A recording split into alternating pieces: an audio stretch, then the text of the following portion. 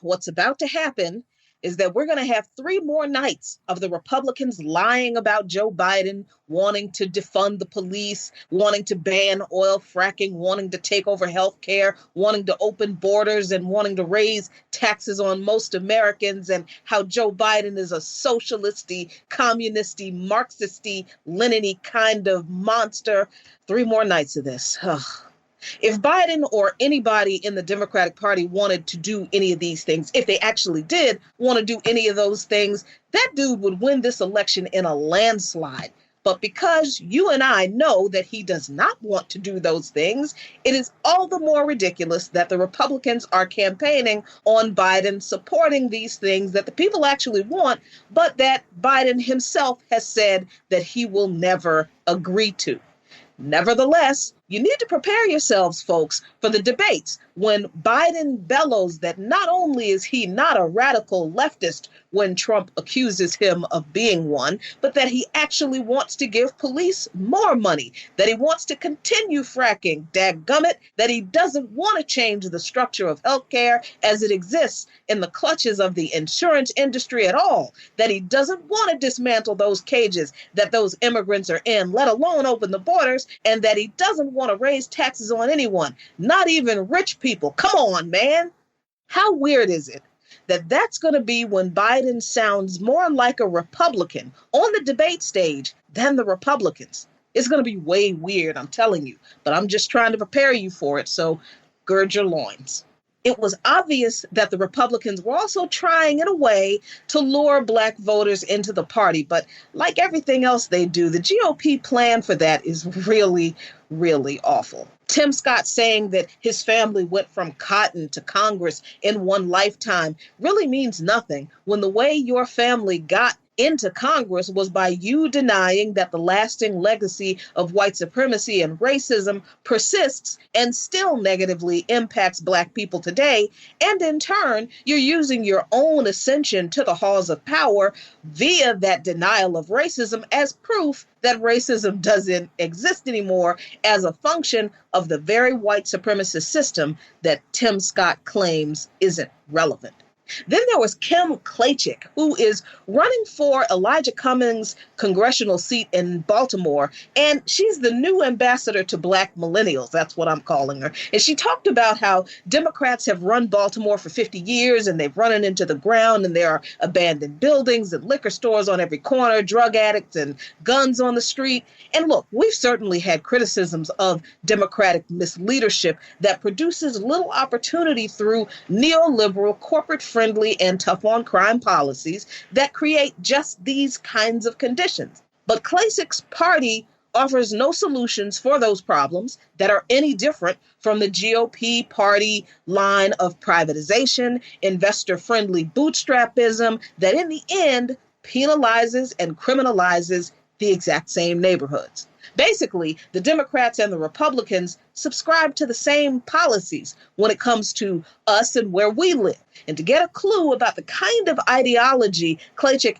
espouses, go to YouTube and check out her campaign video where she practically walks in snazzy heels through a rough-looking Baltimore neighborhood. Then she strategically asks 3 older Black people if they support defunding the police. All 3 of these people say no, with 2 expounding on the crime in the neighborhoods they live in, and what would they do about that crime without the police? The crime that all occurred when the same police were there in the same neighborhood.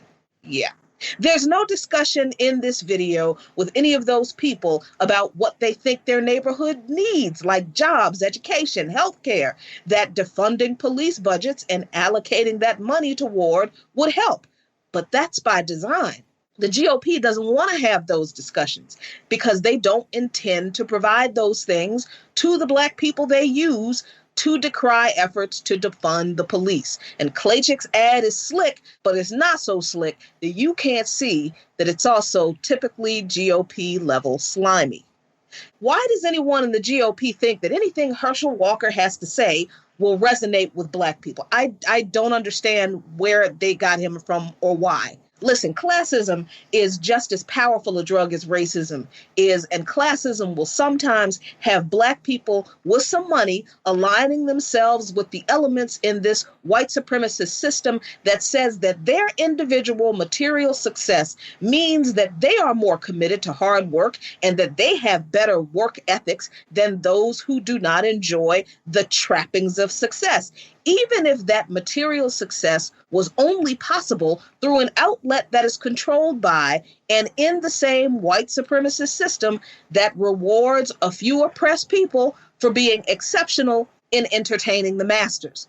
Look, Herschel Walker ain't slick. He's the Black spokesperson for white supremacy that they use to say that they aren't racist. See, a Black guy said it. The GOP ain't slick either. Nobody cares about what Herschel Walker says, and I don't think we have for a while. Let's not start.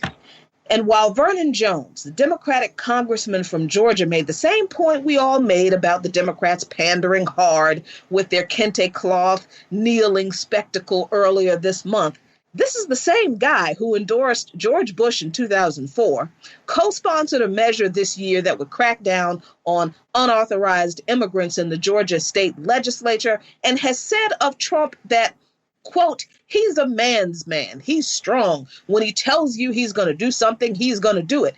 And he's a nationalist. He's going to put this country first. Jones is basically a Republican who is in the Democratic Party because that's the only way he'd win Black voters in Georgia, and he knows it. Actually, Jones is what I call a respectability doctrine Democrat. Those old school bootstrap preaching older Dems who would never vote for Republicans because of the open racism, but who are so classist against poor Black people that their policies are just as punitive and lifestyle shaming and oppressive as those from Republicans. The rest of the night was as weird and horror movie clown car full of crazy that you'd expect, and you don't need me to talk about any of that. But probably the most noteworthy thing about the whole Republican National Convention and this whole election cycle is that Richard Spencer, yes, alt-right Richard Spencer, has been more honest about the DNC than the Republicans and the Democrats at this convention will be when he said on Twitter that, quote, perhaps the funniest things about the next 4 years is that Biden and Harris are going to be far more ruthless and brutal in crushing Antifa and BLM, Black Lives Matter, than Trump and Barr. Spencer said this in announcing that he is voting for Biden because of this.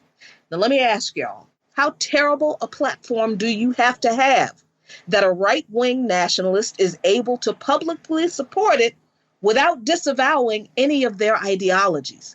I'd say it's pretty horrible, and I hate that Spencer agrees with this. But here we are.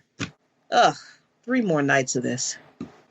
Follow Lukman Nation on patreon.com/LukmanNation for lots of great content.